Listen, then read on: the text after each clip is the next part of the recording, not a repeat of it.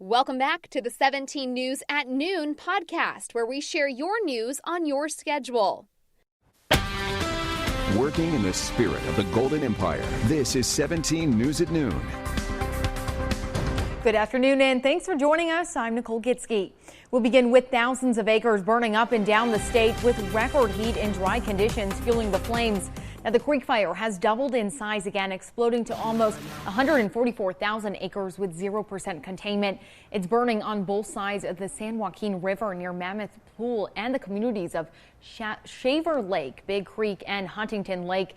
And that's just one of the fires burning. There's about 20 fires burning throughout the state. East of Los Angeles, the El Dorado fire has claimed more than 11 square miles. It's currently 16% contained. Authorities say the fire started Saturday, triggered by a pyrotechnic device used at a gender reveal party. And the Valley Fire burning east of San Diego, west from 10 to 10,000 acres. In a matter of just a few days, it's now more than 17,000 acres. This as the Bobcat Fire in the Angeles forest, now burning more than 4,800 acres. Firefighters say record-breaking heat and dry conditions are not helping. Just want to emphasize our number one priority for this fire is the protection of life and property. The situation that we have right now is a life-threatening situation with the weather forecast that we have for the next 3 days. A record heat wave across much of the state has made the terrain ideal for wildfires, but one estimate, wildfires have charred more than 2 million acres of California landscape this year. And Bakersfield Fire has dispatched units to help battle the fire across the state. BFD says they've assigned one fire engine and one incident management team member to the Castle Fire and Red Salmon Fire.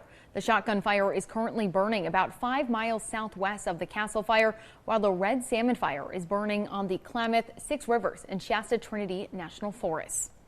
Well, Pacific Gas and Electric is warning that Kern customers could see outages beginning this afternoon and lasting until tomorrow morning in an effort to reduce fire risk. The shutoff is expected to impact 172,000 customers in portions of 22 counties, including Kern.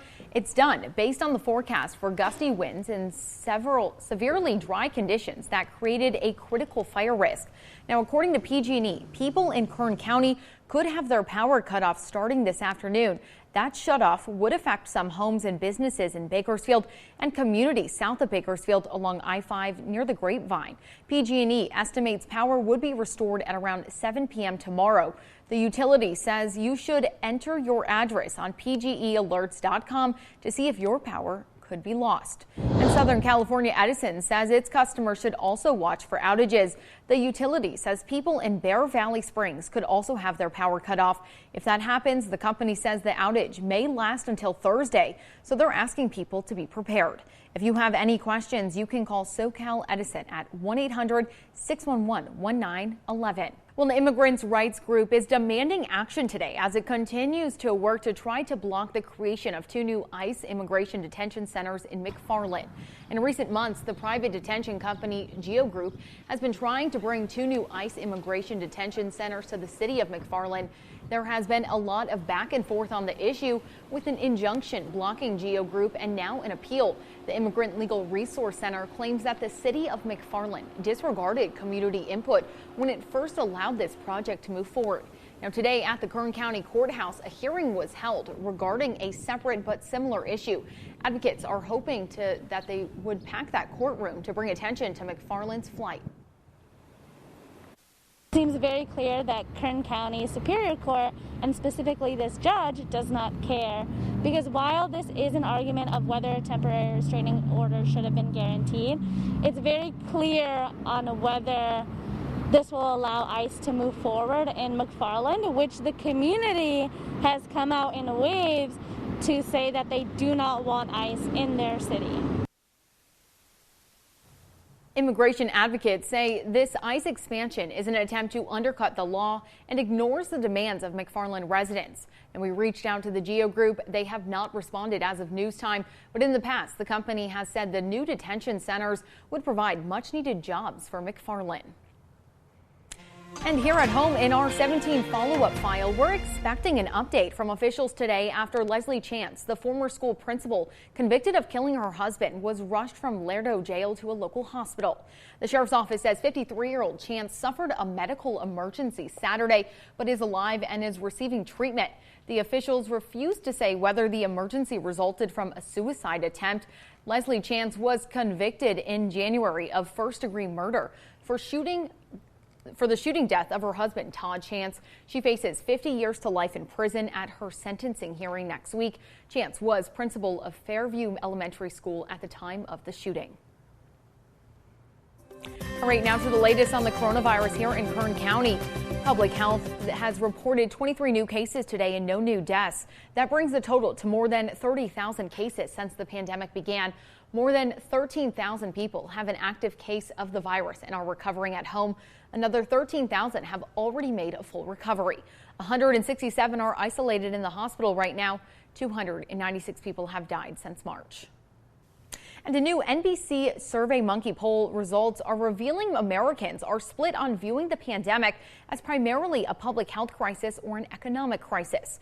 52% say they think it's more of a public health crisis, while 47% say they're more concerned about the economy. The remaining percent didn't answer the question. Taking a look at our forecast, and the smoky haze is going to be around all of today. See no relief in sight. Take a look at the numbers, and overnight we're at 81 degrees. This time of year we should be in the mid-60s. Our normal high, 92 degrees. We'll be above that, and the record of 109 set back in 1904. Your sunset tonight will be at 7:12 if you'll be out and about. And again, we've been seeing the smoke even being picked up on our satellite around Kern County, and that's the case around the region as well. We've got the air quality alert is due to expire tonight at 5:15, but I don't think that's going to happen. I think we'll have to extend that until these fires are out. I think the air quality alert will be in place. Now, we talked about the red flag warning. That is in place until 11 o'clock tonight. Low humidity, warm temperatures, and also gusty winds expected this afternoon, and that's why we issue these red flag warnings. And this is in place for areas around the Fraser Park area through Tehachapi and also up into the Kern River Valley. So just keep that in mind. Temperatures today are going to be right near 100 in Fresno, 84 in Las Vegas, Salt Lake at 86 today, and then 70s and 80s into LA and San Diego. But Vegas, big cool down because of this system. 72 out in the beaches today, Pismo, some smoke there, a southwest wind 5 to 10. And as we take a look at the overall pattern, here's that area of low pressure over parts of Montana. Colorado seen some snow today as well. And again, that northeasterly flow, and that is going to help us with our temperatures, but also increase those winds. The headlines, we're looking at hot and breezy conditions mainly in the mountain locations. Cooler by tomorrow with those mid-90s returning to the area. The smoke and the haze is going to continue affecting us all, and then no system headed our way. We've got that blocking pattern in place, so I see no rain or any major relief coming anytime soon. Air quality today unhealthy with an AQI at 156, and here's a look at the daytime highs. Bakersfield near 100. Most locations will be near 100. 98 in Porterville, and we're looking at 102 out in Buttonwillow. For the mountains, the winds will pick up out of the east, 25 to 30 today. We're looking at 88 in Fraser Park, 84 in Stallion Springs, 85 in Tehachapi. For the Kern River Valley, right near 97 out of Lake Isabella. And then for the desert, look for a northeast wind 20 to 30. Could see wind gusts right around 45. 91 in Mojave, and Ridgecrest at 94. Here's your extended forecast.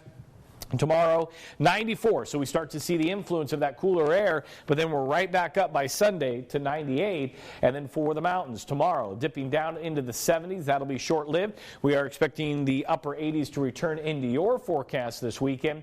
And then for the Kern River Valley, tomorrow, lower 90s, so a 7-degree drop, and then right back up in the mid to upper 90s as we head into the weekend. That's a look at your pinpoint forecast. Back over to you. All right, thanks for that, Kevin. Well, the holiday weekend is over and California Highway Patrol is releasing the numbers from the maximum enforcement period.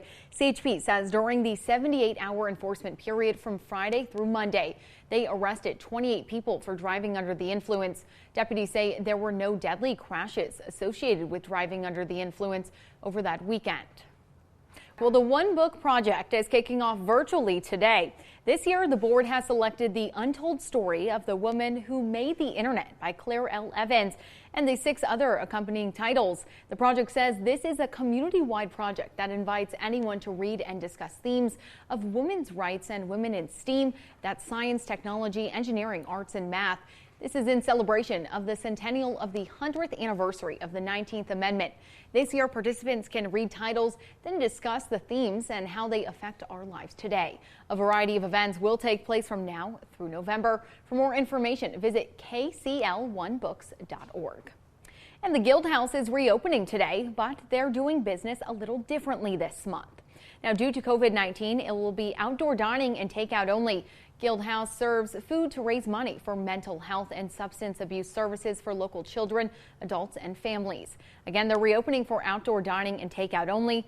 They'll be open Tuesdays through Thursdays from 11:30 to 1:30 p.m. For reservations, that's 325-5478. You can find Guild House on the corner of 18th and F Street. And happening tomorrow, the Mission at Kern County is continuing to distribute food to families in need. The Mission has been handing out protein boxes full of meat and cheese to the community every Wednesday because of the coronavirus pandemic, but the program originally finished at the end of August. Last week, the Mission announced they will extend the program for 3 more weeks. You can pick up a food box at the Mission on East 21st Street tomorrow morning from 8:30 to 10:30. The nonprofit says each box has enough to last a whole week for a family of 6. The food comes from the USDA's Farm to Families program. Working in the spirit of the Golden Empire, this is 17 News at Noon. The 17 News at Noon podcast is a production of KGET and Nexstar Media Group. For more on all of the headlines in today's show, head to kget.com.